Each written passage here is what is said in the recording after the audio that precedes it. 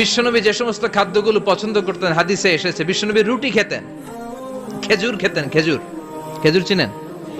Balah, তামার, দুধ খেতেন, এই মধু খেতেন, জব খেতেন, বার্লি খেতেন, লাউ খেতেন, রুম্মান, ডালিম ফল, আনার ফল, আনার চিনেন? আনার, এই আনার খেতে পছন্দ করতেন বিশ্বনবী। মাশরুম খেতেন, মাশরুম, মাশরুম চিনেন?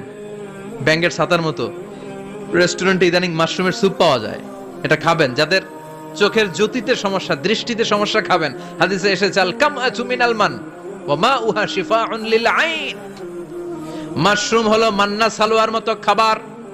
মাশরুমের স্যুপ যারা খাবে, চোখের জ্যোতি যাদের কম, তাদের চোখের জ্যোতি বাড়িয়ে দিবে কে?